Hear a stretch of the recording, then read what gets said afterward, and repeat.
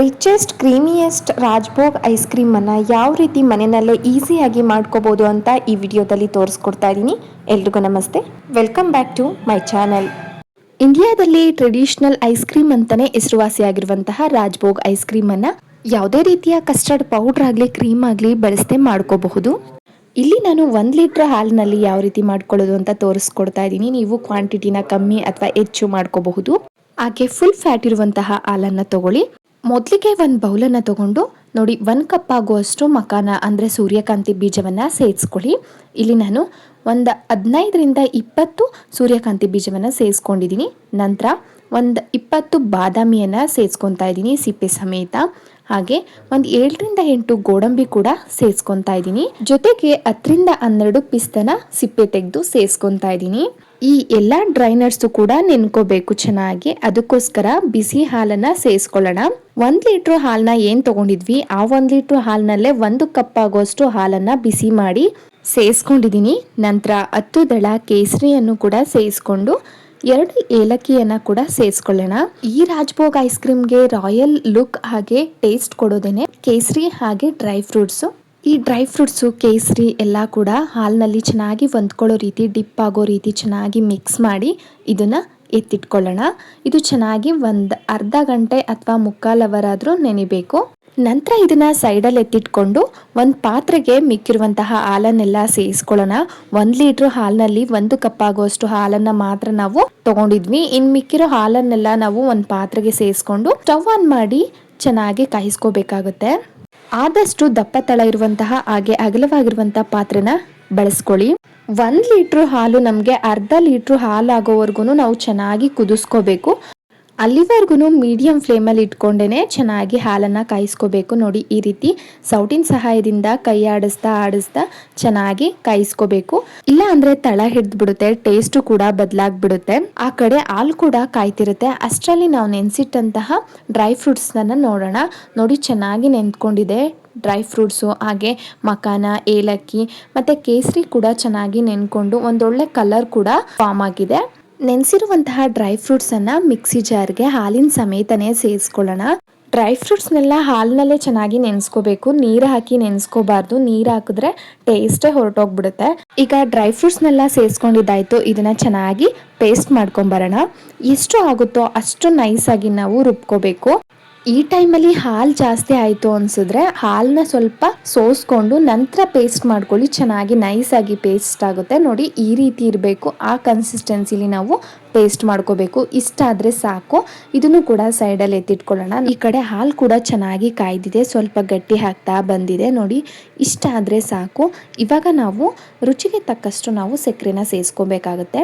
ನೋಡಿ ಇಲ್ಲಿ ಒಂದು 3 ಟೇಬಲ್ ಸ್ಪೂನ್ ಆಗೋಷ್ಟು ಸಕ್ಕರೆನ ನಾನು ಸೇರಿಸ್ಕೊತಾ ಇದ್ದೀನಿ. ಐಸ್ ಕ್ರೀಮಲ್ಲಿ ಜಾಸ್ತಿ ಸಕ್ಕರೆ ಅಂಶ ಇದ್ದರೆ ಚೆನ್ನಾಗಿರೋದಿಲ್ಲ. ಅದರಿಂದ ಎಷ್ಟು ಬೇಕೋ ಅಷ್ಟು ಮಾತ್ರ ನಾವು ಸಕ್ಕರೆನ ಸೇರಿಸ್ಕೊಳ್ಳೋದು ಒಳ್ಳೆಯದು.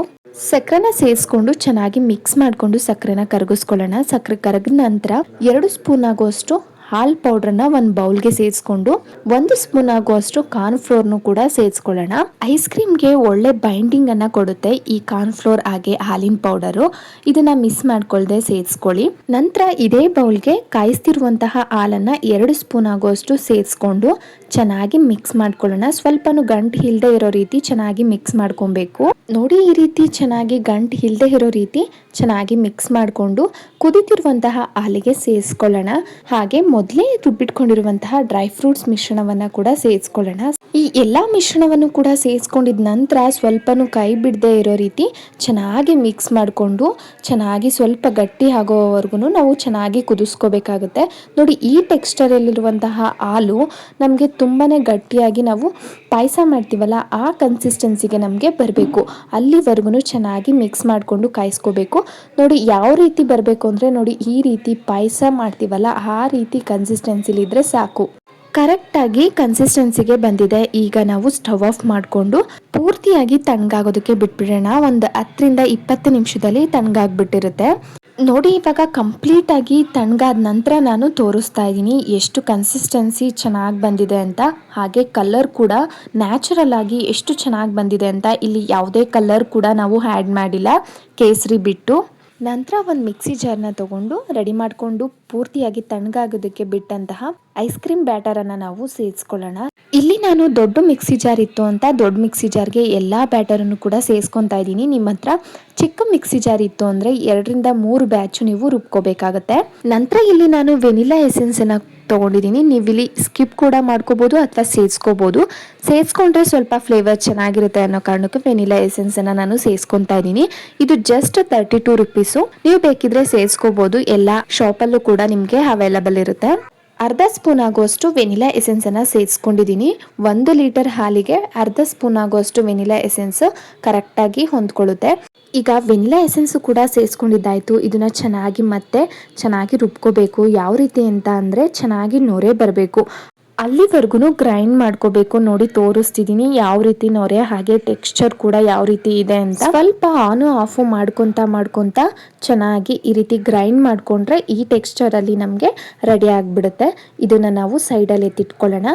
ನಂತರ ಐಸ್ ಕ್ರೀಮ್ ಮೋಲ್ಡ್ ಇದ್ರೆ ಮೋಲ್ಡನ್ನು ಯೂಸ್ ಮಾಡ್ಕೊಳ್ಳಿ, ಅಥವಾ ಸ್ಟೀಲ್ ಕಂಟೈನರ್ ಅಥವಾ ಈ ರೀತಿಯಾದಂತಹ ಗ್ಲಾಸ್ ಕಂಟೈನರ್ ಇದ್ರೂ ತಗೊಳ್ಳಿ.